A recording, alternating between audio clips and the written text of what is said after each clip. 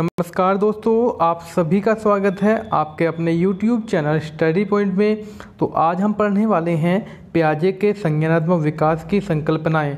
तो इसमें से आपको मिनिमम 1 नंबर और दोस्तों 3 नंबर तक आपसे क्वेश्चन पूछे जाते हैं। तो स्टार्ट कर लेते हैं आज की वीडियो। और आप अगर तैयारी कर रहे हैं TET और CTET की, तो दोस्तों अनअकैडमी एक ऐसा प्लेटफॉर्म है जो आपको सारा कोर्स प्रोवाइड कराता है। फुल कोर्स आपको यहाँ पर मिल जाता है। और देखिए यहाँ पर प्रतिदिन ऑनलाइन क्लास आपको मिल जाती हैं। और साथियों मुझे ज़रूर सब्सक्राइब कर लीजिएगा। और देखिए यहाँ पर जो टॉप एजुकेटर हैं, इंडिया के टॉप एजुकेटर की क्लास आपको यहाँ पर मिल जाती है, जैसे कि दीपक हिमांशु, तेजस्वी राज, सौरभ पांडे हैं, मोहित शुक्ला इत्यादि। तो साथियों इसी के साथ साथ अगर हम बात करें कोचिंग सेंटर की, तो मिनिमम दोस्तों 2000 रुपये, जैसा कि मैं आपसे बताता ही हूँ, 2000 रुपये मिनिमम मानो एक कोचिंग सेंटर के 1 मंथ के, ठीक है। और साथियों उसमें आप सिर्फ एक कोचिंग सेंटर को ज्वाइन कर सकते हैं। इसके माध्यम से आप, जैसे मेरे को सब्सक्राइब किया आपने, तो आप इनकी भी किसी की भी क्लास आप देख सकते हैं जिनकी क्लास आपको अच्छी लगती है। अगर फ़ीस की बात करें तो फीस देखिए आपको 1000 रुपये पे करना होगा 1 मंथ का। और अगर आप हमारा कोड यूज करते हैं तो आपको 10% पूरा लेस मिलेगा, यानी कि 1000 रुपये का जो कोर्स होगा आपको पूरा 900 रुपये में मिल जाएगा। हमारा कोड दोस्तों स्टडी पॉइंट 144 है, स्टडी पॉइंट 144। और बाकी दोस्तों आपको जो इसका लिंक है डिस्क्रिप्शन बॉक्स में मिल जाएगा।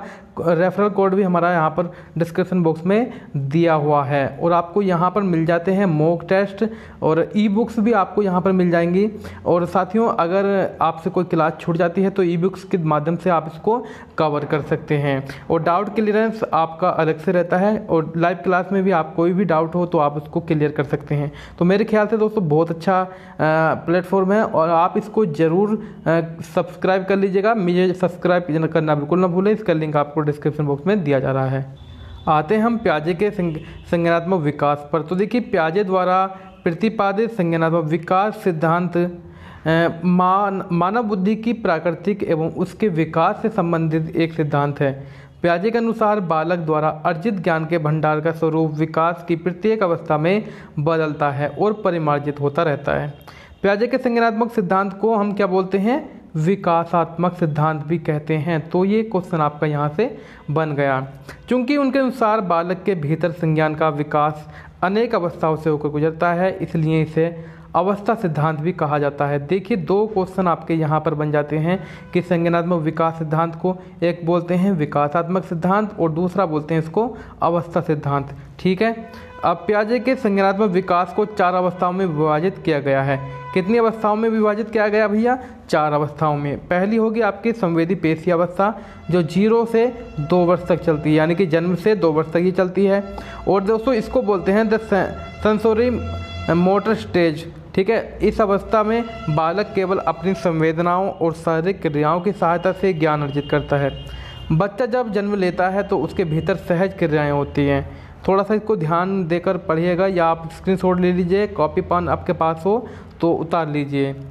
इन सहज क्रियाओं और इंद्रियों की सहायता से बच्चा वस्तुओं, ध्वनियों, स्पर्श, रसों एवं गंधों का अनुभव प्राप्त करता है और इन अनुभवों की पुनरावृत्ति के कारण वातावरण में उपस्थित उद्दीपकों की कुछ विशेषताओं से परिचित होता है।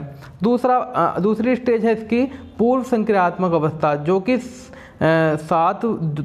2 वर्ष से 7 वर्ष तक चलती है, क्योंकि पहली चलती है आपकी 0 से 2, दूसरी चलती है 2 से 7 वर्ष।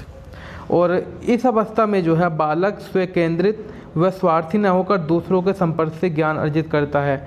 यानी कि इस अवस्था में जो है वह स्वकेंद्रित नहीं होता है, दूसरों के संपर्क में आकर वो ज्ञान को अर्जित करता है।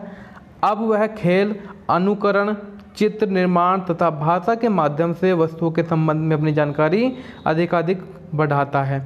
धीरे धीरे वह प्रतीकों को ग्रहण करता है, किंतु किसी भी कार्य का क्या महत्व है तथा तार्किक चिंतन के प्रति अनभिज्ञ रहता है। यानी कि चिंतन की तो कोई गुंजाइश ही नहीं है इस उम्र में। जैसे कि दोस्तों आपको पता है जो आपकी शैशवावस्था होती है 0 से 6 वर्ष तक होती है, क्या इसमें बच्चा चिंतन करता है? बिल्कुल नहीं गाइज, इस अवस्था में बच्चा चिंतन करता नहीं है। इस अवस्था में बालक विद्यालय जाना प्रारंभ कर देता है, यानी कि जो स्थूल संक्रियात्मक अवस्था होती है इसको हम देखिए मूर्त संक्रियात्मक अवस्था भी बोलते हैं। ठीक है, इस अवस्था की एज क्या होती है 7 से 11 वर्ष तक, और इस एज में जो है बालक विद्यालय जाना प्रारंभ कर देता है एवं उनमें वस्तुओं एवं घटनाओं के बीच समानता भिन्नता समझने की जो क्षमता है वो उत्पन्न हो जाती है। तो साथियों, अगर आपको हमारी वीडियो पसंद आ रही हो प्लीज़ लाइक कीजिएगा, और जिन लोगों ने चैनल को सब्सक्राइब नहीं किया है प्लीज़ सब्सक्राइब कर दीजिए। इस अवस्था में बालकों में संख्याबोध, वर्गीकरण, क्रमानुसार वस्तुओं की व्यवस्था, व्यक्ति के मध्य पारंपरिक या पारस्परिक संबंध इत्यादि का ज्ञान हो जाता है। वह तर्क कर सकता है। संक्षेप में कहें तो वह अपने चारों ओर पर्यावरण के साथ अनुकूल होने के लिए अनेक नियम सीख लेता है। लास्ट एज है देखिए, यह है औपचारिक संक्रियात्मक अवस्था।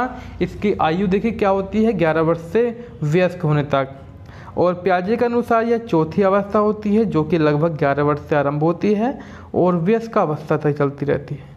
इस अवस्था में बालक का चिंतन अधिक अमूर्त, अधिक क्रमबद्ध, लचीला और तार्किक हो जाता है।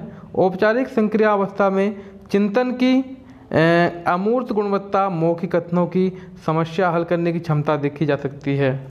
पियाजे के अनुसार इस अवस्था में बच्चे जो हैं वैज्ञानिकों की तरह तार्किक सोच रखते हैं। वे निगमनात्मक पूर्व कल्पना तर्क का प्रयोग समस्या हल में बेहतर करते हैं, अर्थात वे समस्या के संभावित उत्तरों का परीक्षण करके बेहतर संभावित उत्तरों को निष्कर्ष के रूप में खोजते हैं। यानी कि इस उम्र में क्या होता है, जो कि औपचारिक संक्रियात्मक अवस्था है, बच्चों का जो दिमाग हो जाता है वो वैज्ञानिकों की तरह हो जाता है, यानी कि बहुत तेज़ी से दिमाग जो है काम करने लगता है।